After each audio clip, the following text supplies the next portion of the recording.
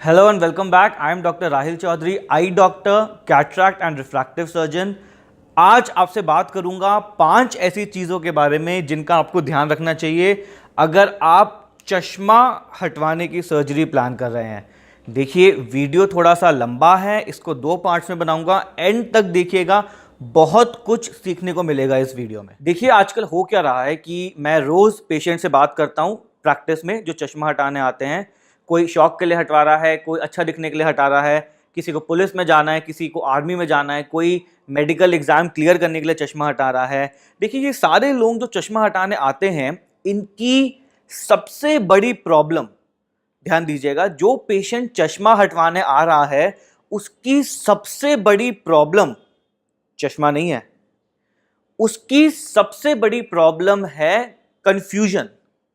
देखिए हो क्या रहा है कि जो चश्मा हटाने की टेक्नोलॉजी है वो इतनी फास्ट पेस पे एडवांस कर रही है, इतनी जल्दी जल्दी चेंज हो रही है कि एक डॉक्टर जो आंखों का डॉक्टर नहीं है उसके लिए भी समझना मुश्किल हो जाता है कि इतनी सारी टेक्नोलॉजीज आ गई हैं आज का चश्मा हटाने की, तो एक आम आदमी के लिए कितना मुश्किल रहता होगा। तो आज जो मैं वीडियो आपके लिए बना रहा हूं उसमें मेरी कोशिश यही है, मेरा एफर्ट यही रहेगा कि एक सिंपल, एक ऑनेस्ट, एक साधारण तरीके से आपको एक ट्रांसपेरेंट ओपिनियन दे पाऊँ।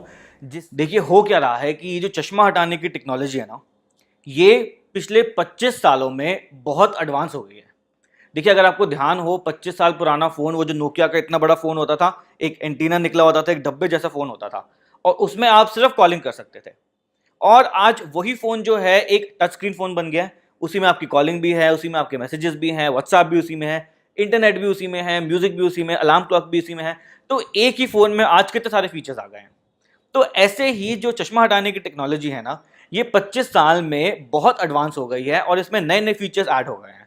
और फीचर्स की अगर बात करें तो बेसिकली एडवांसमेंट जो है वो सेफ्टी में हुई है कि जो नई टेक्नोलॉजीज है वो ज़्यादा सेफ हो गई हैं। वो इसकी विजुअल क्वालिटी में हो गई है कि जो नई टेक्नोलॉजी है उसमें जो क्वालिटी ऑफ विजन है, जो शार्पनेस ऑफ विजन है, वो पुरानी टेक्नोलॉजी से आजकल बहुत बेटर आती है।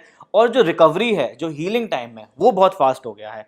तो आजकल जो लेटेस्ट टेक्नोलॉजीज है ना, उसकी जो रिकवरी है वो इंस्टेंट होती है कि आपने आज कराया और कल से आपको दिखना सब शुरू, और परसों से आप अपने काम पे भी जा सकते हो। तो आजकल जो पेशेंट चश्मा हटवाने आता है उसके पास बेसिकली ये 7 तरह के ऑप्शंस होते हैं चश्मा हटाने के। देखिए जब मैं अपने पेशेंट से बात करता हूँ, उनको काउंसल करता हूँ ऑप्शंस के बारे में, तो मेरी सबसे पहली सजेशन उन लोगों से यही होती है कि करवाओ तो बेस्ट करवाओ, वरना मत कराओ। देखिए जो एक बेस्ट टेक्नोलॉजी होती है, जो एक लेटेस्ट टेक्नोलॉजी होती है, उसके अपने ही फ़ायदे होते हैं, अपने ही एडवांटेजेस होते हैं। वो फ़ायदे और एडवांटेजेस एक 20 साल पुरानी टेक्नोलॉजी में नहीं अवेलेबल हैं। बट येस, कुछ लोगों के लिए ये एक फाइनेंशियल प्रॉब्लम बन जाती है क्योंकि ये जो लेटेस्ट टेक्नोलॉजीज़ हैं इनका प्राइस थोड़ा सा ज़्यादा होता है।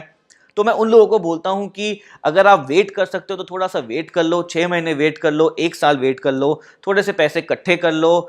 चश्मा हटाना जो है कोई बीमारी नहीं है, चश्मा पहनना कोई बीमारी नहीं है। अगर आप वेट कर सकते हो तो वेट कर लो, लेकिन टेक्नोलॉजी में कॉम्प्रोमाइज़ मत करो। लेज़र ऑपरेशन एक ही बार होता है बंदे की लाइफ में, और ये आंखें आपके नेक्स्ट 50-60 साल चलनी है। तो कुछ लोग वेट कर लेते हैं, बट येस कुछ लोगों को जल्दी होती है, किसी स्पेसिफिक पर्पस से वो जल्दी कराना चाहते हैं। तो उन लोगों को मैं ये बोलता हूं कि एक मिनिमम स्टैंडर्ड अपनाओ, उससे नीचे मत जाओ। देखिए क्या होता है कि सपोज कोई इंसान अपनी पहली गाड़ी खरीदने जा रहा है, तो उसके मन में एक मिनिमम स्टैंडर्ड होता है। मिनिमम स्टैंडर्ड मतलब खरीदूंगा तो ऑल्टो खरीदूंगा, ऑल्टो से नीचे नैनो गाड़ी नहीं खरीदूंगा। तो ऐसे ही लेजर में हम लोग कहते हैं कि एक मिनिमम स्टैंडर्ड करवाना चाहिए कि एटलीस्ट ये वाला तो करवाओ, इससे नीचे मत करवाओ। तो आजकल जो है मिनिमम स्टैंडर्ड जो है SBK और SBK-Q, ये दोनों जो हैं मिनिमम स्टैंडर्ड में आते हैं आजकल। कि अगर आप चश्मा हटाने की सोच रहे हैं, फाइनेंशियल प्रॉब्लम है, तो एक ये वाला ऑपरेशन तो एटलीस्ट कराएं, इन दोनों में से कोई एक, इससे नीचे ना जाएं। तो एक एक करके इन टेक्नोलॉजीज़ के बारे में डिस्कस करेंगे हम। सबसे पहले टेक्नोलॉजी जो आती है उसका नाम है स्टैंडर्ड लेसिक, और जो दूसरी टेक्नोलॉजी आती है उसका नाम है एस्फेरिक लेसिक। देखिए ये टेक्नोलॉजीज़ बहुत ज़्यादा पुरानी हो गई हैं अब, और हार्डली कोई डॉक्टर इसे सजेस्ट करता है और हार्डली कोई पेशेंट जो है इन टेक्नोलॉजीज़ के लिए जाता है। देखिए इन टेक्नोलॉजीज़ का एक नुकसान ये है कि इन टेक्नोलॉजीज़ में एक प्रॉब्लम आती है जिसको हम कहते हैं halos and glares. Halos and glares का मतलब ये है कि जब आप रात को सड़क में निकलें या किसी तेज़ रोशनी को देखें तो उन रोशनी के आसपास आपको रंग बिरंगे छल्ले जैसे नज़र आ सकते हैं। तो वो चीज़ बहुत डिस्टर्बिंग हो जाती है इस टेक्नोलॉजी में कई पेशेंट्स के लिए। ठीक है, एक ऑप्शन रखा हुआ है क्योंकि ये टेक्नोलॉजी बहुत सस्ती पड़ती है। अगर आप चाहें तो इसमें करीब 20 से 25 हज़ार में दोनों आंखों का ऑपरेशन हो जाता है, लेकिन काफ़ी कंप्लेंट्स आती हैं बाद में जो इनको ग्लेयर लगती है, हेलोज आते हैं। तो इस चक्कर में आजकल ये टेक्नोलॉजी ऑलमोस्ट ऑब्सोलीट हो गई है और हम लोग अपने किसी पेशेंट को भी ये टेक्नोलॉजी आजकल सजेस्ट नहीं करते हैं। नेक्स्ट टेक्नोलॉजी जो आती है वो है SBK और SBK कस्टम क्यू। जैसा मैंने आपको पहले बताया था कि ये टेक्नोलॉजी आजकल एक मिनिमम स्टैंडर्ड बन गई है कि कोई पेशेंट चश्मा हटवाने की सोच रहा है तो हम उसको कहते हैं कि मिनिमम एटलीस्ट ये करवाना चाहिए, इससे कम टेक्नोलॉजी नहीं अडॉप्ट करनी चाहिए। अच्छी टेक्नोलॉजी है, अच्छे रिजल्ट्स देती है, बस प्रॉब्लम ये है कि इस टेक्नोलॉजी में एक ब्लेड यूज़ होता है और जब ब्लेड की बात आती है आंखों पर यूज़ करने के लिए तो पेशेंट कहीं ना कहीं घबरा जाता है कि आंखें जो इतना एक डेलिकेट ऑर्गन है बॉडी का उसमें ब्लेड चलेगा। तो एक थोड़ा सा पेशेंट फियर रहता है इस टेक्नोलॉजी में।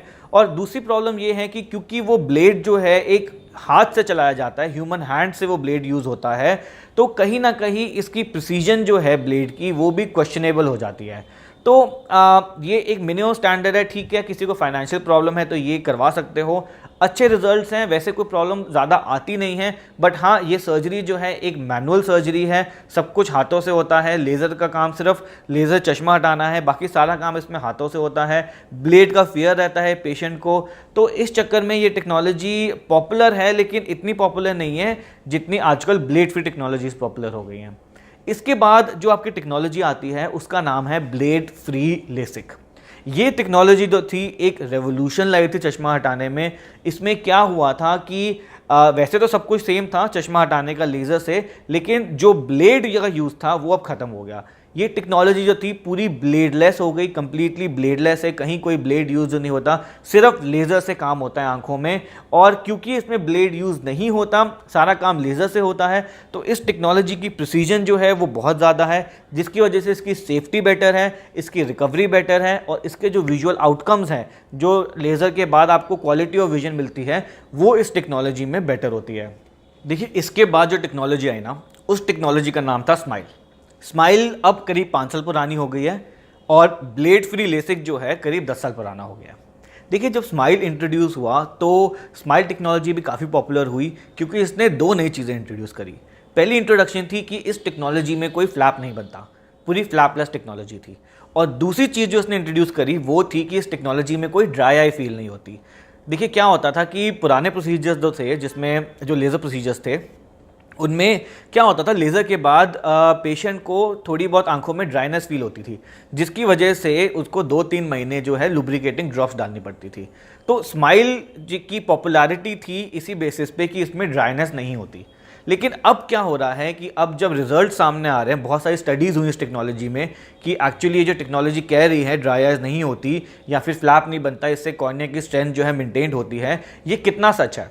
तो इसके ऊपर काफ़ी रिसर्च हुई और कुछ स्टडीज़ कहती हैं कि हाँ एक्चुअली इसमें कुछ फ़ायदा है, कुछ स्टडीज़ कहती हैं कि इसमें कोई फ़ायदा नहीं है। तो आज तक हमारे पास कोई कंक्लूसिव, कोई ठोस ऐसा कोई सबूत नहीं आ पाया है, कोई ठोस एविडेंस नहीं है कि स्माइल का एक्चुअली कोई बेनिफिट है कि नहीं पुरानी टेक्नोलॉजी ब्लेड फ्री लेसिक से कंपेयर्ड।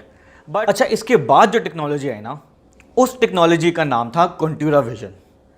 इस टेक्नोलॉजी ने तो चश्मा हटाने की टेक्नोलॉजी को पूरा रेवोल्यूशनाइज कर दिया। इस टेक्नोलॉजी ने एक तरह से आग लगा दी पूरी मार्केट में।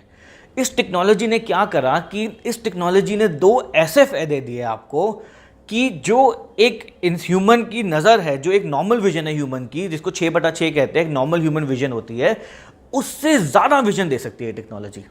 बेसिकली इस टेक्नोलॉजी में क्या हुआ कि इसमें 2 नए एडवांटेजेस इंट्रोड्यूस करे चश्मा हटाने के साथ साथ। देखिए, अभी तक हो क्या रहा था कि जो ये टेक्नोलॉजीज थी ना, जो स्माइल थी, ब्लेडलेस लेसिक थी, SBK क्यू हो गई, SBK हो गई, ये सारी टेक्नोलॉजीज ना सिर्फ चश्मे का नंबर हटाती थी। मतलब ये है कि जो आपको चश्मे के साथ अभी दिख रहा है वही आपको अब बिना चश्मे के दिखेगा लेजर कराने के बाद। लेकिन कॉन्टूरा विजन ने क्या करा, इसने 2 नए एडवांटेजेस इंट्रोड्यूस करे।